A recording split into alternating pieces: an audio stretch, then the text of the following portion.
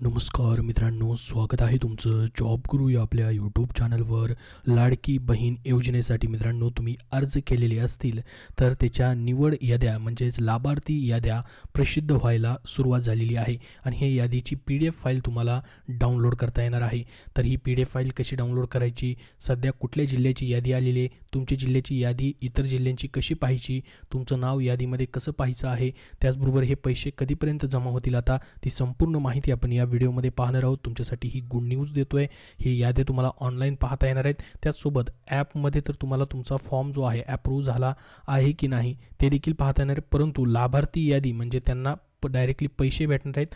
लाभार्थी यादी या ठिकाणी बघू शकता. अशा पद्धतीने नाव देऊन यादी जी आहे ऑफिशियली प्रसिद्ध करण्यात आलेली आहे.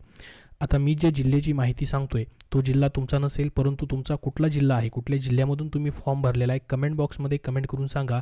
ती यादी आली की तुम्हाला त्याची PDF फाईल आपल्या टेलिग्राम चॅनलवरती दिली जाईल आणि सध्या जी यादी आलेली आहे त्याची लिंक तुम्हाला डिस्क्रिप्शन बॉक्समध्ये देतोय, तिथून तुम्ही पाहू शकतात. तर बघा मित्रांनो, अशा पद्धतीने ऑफिशियल वेबसाईटवरती या ठिकाणी बघू शकता मुख्यमंत्री माझी लाडकी बहीण लाभार्थी यादी या ठिकाणी दिलेली आहे. तर ही पहिली यादी कुणी प्रसिद्ध केलेली आहे? धुळे महानगरपालिका म्हणजे धुळे जिल्ह्यामध्ये ज्यांनी अप्लाय केलेलं आहे त्यांची पहिली यादी या ठिकाणी प्रसिद्ध झालेली आहे. आता तुम्हाला तुमच्या जिल्ह्याची, आता धुळेमधून ज्या बहिणींनी अप्लाय केलेले त्यांना तर त्यांची यादी पाहता येणार आहे. या ठिकाणी बघू शकता मुख्यमंत्री माझी लाडकी बहीण लाभार्थी यादी. याच्यामध्ये बघा वॉर्ड 1, वॉर्ड नंबर 2, 3, 4 अशा पद्धतीने जवळपास वॉर्ड 19 पर्यंत या ठिकाणी बघा वॉर्ड 19 पर्यंत 19 वॉर्डच्या जवळपास 15 याद्या त्यांनी या ठिकाणी प्रसिद्ध केलेल्या आहेत. पूर्ण धुळे जिल्ह्यासाठीच्या 15 याद्या तुम्हाला या ठिकाणी पाहता येतील. आता मग ह्या ज्या याद्या आहेत धुळ्याच्या ह्या महानगरपालिका परिसरामधले असणार आहेत, कारण की महानगरपालिकेने प्रसिद्ध केलेले. याच्यामध्ये तुमचं नाव आहे का कमेंट बॉक्समध्ये सांगा. परंतु फक्त धुळे महानगरपालिकेने हे प्रसिद्ध केलेले, त्यामुळे धुळे महानगरपालिकेअंतर्गत तुम्ही अप्लाय केलेलं असेल तर त्यांचीच नावं असू शकतात, एक अंदाज सांगतोय तुम्हाला. बाकी मग ग्रामपंचायतला, अंगणवाडी या ठिकाणी देखील तुम्हाला याद्या ज्या आहेत त्या पाहायला भेटणार आहेत आणि ॲपवरती तर तुमचा फॉर्म अप्रूव्ह आहे की नाही ते देखील दाखवलं जाणार आहे. तर तुमचा जिल्हा कमेंट बॉक्समध्ये सांगा. अशा पद्धतीने त्या महानगरपालिकेची, त्या झेडपीने, जिल्हा परिषदने किंवा त्या ग्रामपंचायतने किंवा अंगणवाडी विभागाच्या वेबसाईटवरती जर यादी आली त्या जिल्ह्यांच्या तर तुमच्यापर्यंत नक्की शेअर केले जातील. त्यासाठी आपला टेलिग्राम चॅनलही जॉईन करून ठेवा, त्याची लिंक डिस्क्रिप्शन बॉक्समध्ये आहे. तर पहिली यादी या ठिकाणी प्रसिद्ध झालेली आहे. याद्या प्रसिद्ध व्हायला सुरुवात झालेली आहे. धुळे महानगरपालिकेच्या ऑफिशियल वेबसाईटवरती आलात तर इथं खाली तुम्हाला ही यादी पाहायला भेटेल. तर बघा कशा पद्धतीने यादी प्रसिद्ध होती तीही तुमच्यासमोर ओपन केलेली आहे. या ठिकाणी काही गोष्टी ब्लर केलेल्या आहेत, परंतु तुम्ही सर्व ऑफिशियल वेबसाईटवरनं देखील बघू शकतात. तर बघा मुख्यमंत्री माझी लाडकी बहीण योजना लाभार्थी यादी या ठिकाणी बघू शकता. ऑर्ड क्रमांक 1 दिलेला आहे, म्हणजे ही पहिली यादी फक्त तुम्हाला मी ओपन करून दाखवतोय कशा पद्धतीने यादी येते ती.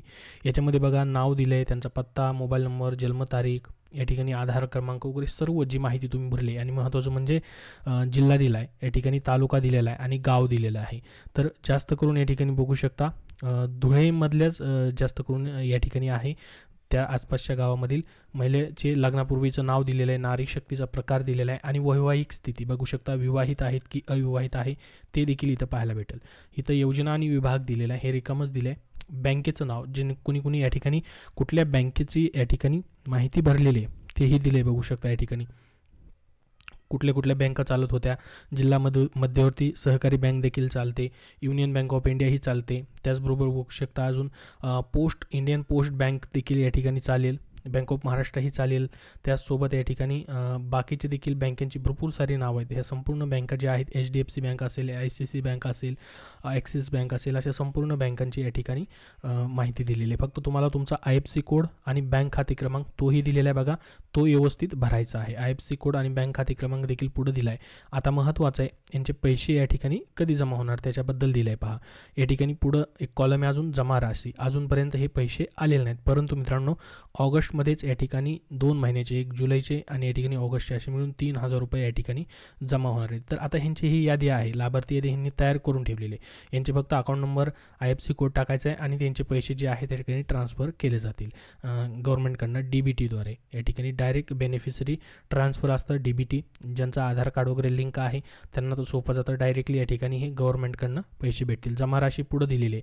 मग आता दुसरी अजून एक यादी प्रसिद्ध होईल ज्यांचे या ठिकाणी पैसे जमा केले गेलेले झालेले आहेत अशी देखील यादी जी आहे ती प्रसिद्ध होईल. सध्या ही लाभार्थी यादी त्यांनी प्रसिद्ध केलेली आहे. लाभ मिळालेली यादी ती देखील मित्रांनो प्रसिद्ध केली जाऊ शकते.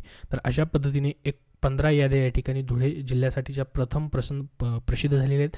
इतर महानगरपालिका असतील किंवा इतर जिल्हा परिषदा असतील त्यांच्या वेबसाईटवरतीही प्रसिद्ध झाले असतील, परंतु या ठिकाणी सध्या धुळे महानगरपालिकेच्या ठिकाणी सापडलेले.